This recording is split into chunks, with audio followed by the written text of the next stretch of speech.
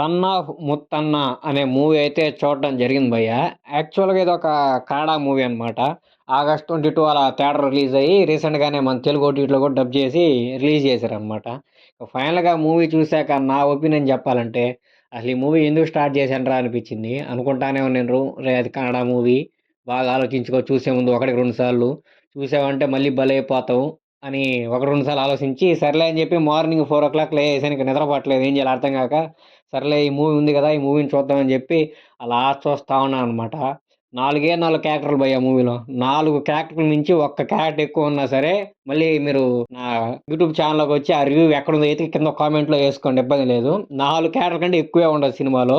తండ్రి క్యారెక్టరు, కొడుకు character and heroine character, heroine వాళ్ళ నాన్న క్యారెక్టర్. అంతే సినిమా మొత్తం అలా లాగేసాడు. మెయిన్‌గా హీరో అండ్ హీరో వాళ్ళ నాన్న క్యారెక్టరే ఉంటదనమాట. చూడలేక చచ్చిపోయాను భయ్యా. అదేమన్నా ఇంట్రెస్టింగ్‌గా ఉంటదా అంటే అది ఇంట్రెస్టింగ్‌గా లేదు. వాళ్ళేదో వాళ్ళకి నచ్చిన కామెడీ చేసుకుంటా పోతున్నారు గానీ, మనకైతే నవ్వు రాట్లేదు. అలా చూస్తున్నాను. ఒరేయ్ బాబు ఎంతసేపు లాగుతార్రా! కొత్తదేమన్నా తీసుకురండిరా సినిమాలో. పిచ్చ బోర్ కొట్టేసింది అప్పటికే నాకు. ఫస్ట్ హాఫ్ అయిపోయింది. పిచ్చ బోర్ కొట్టేసింది సినిమా. ఒరేయ్ వద్దురా సెకండ్ హాఫ్ అన్నా కొంచెం ఏమైనా చేంజెస్ చేయండిరా. చూడలేకపోతున్నానురా సినిమా అనే ఫీలింగ్ అయితే నాకొచ్చేసిందనమాట. అయినా సరే వాళ్ళు ఏమి చేంజ్ చేయట్లేదు సినిమాలో. అలానే సినిమా పోతా ఉంది. రొట్ట కామెడీ స్టోరీతో, రొట్ట రొటీన్ స్టోరీతో రాడ్‌లాగా సినిమా పోతా ఉందనమాట. మెయిన్‌గా అలా 4, 5 క్యారెక్టర్లు పెట్టి సినిమా చూడాలంటే భలే చిరాకేస్తది.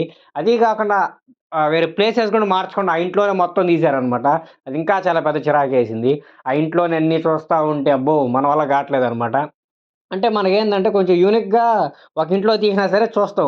అసలు యూనిక్ కాన్సెప్టే లేకుండా ఒక ఇంట్లో 4 క్యాడర్‌లను పెట్టి అలా సినిమా చూస్తా ఉండాలంటే అంత ఓపికైతే ఎవరికుండదు.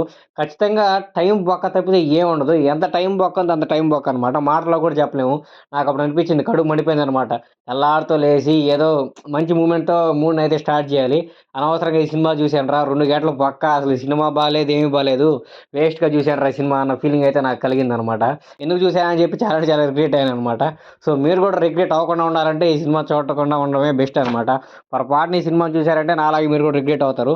సో, 100% ఈ మూవీని అవాయిడ్ చేయండి. చూసే సాహసం అయితే చేయబాకండి. ఓటీటీలోనే ఉంది గదా! ఫ్రీగా వస్తుంది కదా మూవీ ఏం కాదులే అలా సరదాగా చూడొచ్చులే అనుకున్నారా? పప్పులో కాలేసినట్టే. దయచేసి చూసే సాహసం అయితే చేయబాకండి. ఏం కాదు బ్రో మాకు తండ్రి కొడుకు ఎమోషన్ అంటే బాగా ఎక్కుతది. మరి ఎంత క్రింజ్ కామెడీ చేసినా పర్లేదు మేము చూసుకుంటాం అంటే పర్లేదు ఇంక మీ ఇష్టం. స్టార్ట్ చేసి మూవీ అయితే చూడండనమాట.